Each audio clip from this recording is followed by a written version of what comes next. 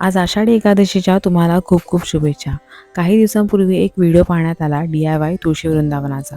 मग काय रोहितने आणि मी ठरवले की हे बनवून बघूयाच. त्याप्रमाणे रोहितने होम डेपोमधून लाकडाच्या फळ्या, कलर, खिळे हे सगळे लागणारे साहित्य आणले. घरात या लाकडाच्या फळ्या कट करण्यासाठी मशीन होतीच, त्यावर हव्या तशा साईजच्या त्या पट्ट्या कापून घेतल्या. आतल्या साईडने खाली आणि वरती या सगळ्या पट्ट्यांना जॉईन करून घेतलं, त्यांना सपोर्ट दिला आणि मग त्या चारही बाजूने परत खिळ्याच्या साहाय्याने जॉईन करून घेतल्या.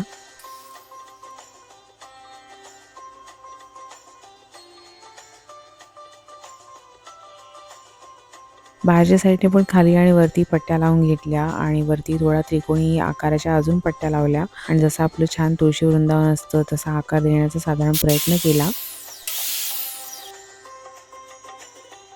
आतल्या साईडला थोड्या पट्ट्या मारून घेतल्या म्हणजे त्याच्यावरती ती कुंडी ठेवता येईल.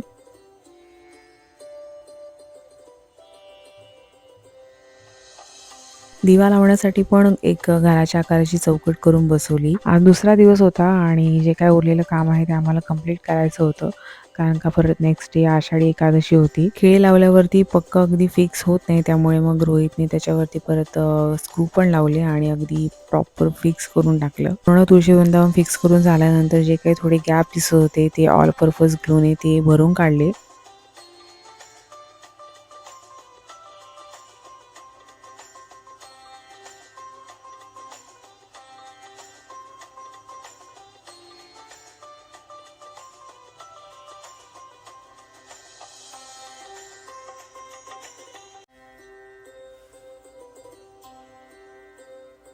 आणि सुकल्यावरती मुलांना त्यांचं आवडीचं काम दिलं रंगकाम करायला आणि त्यांनीही त्या आवडीने केलं. हा जो कलर आहे तो होम डेपोमध्ये नव्हता, म्हणजे साधारण वेगळी शेड आहे याची, सो त्यांनी तो बनवून दिला आणि आपल्याला हवा तो कलर इथे होम डेपोमध्ये लोक बनवून पण देतात. रंगकाम करून झाल्यानंतर आणि ते सुकल्यानंतर मग त्यावरती छानपैकी रोहितने नक्षीकाम केले आणि मीही थोडासा हातभार लावला. आमचे हे तुळशी वृंदावन आम्ही 2 दिवसात बनवून तयार केलं.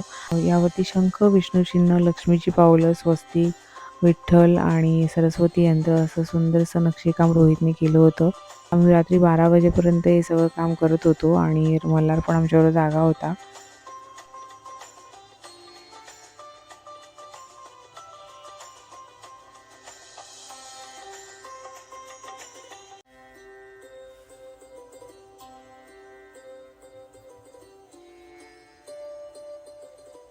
आज आषाढी एकादशीच्या मुहूर्तावरती तुळशी वृंदावनात तुळस ठेवून वृंदावनाची आणि तुळशीची पूजा केली.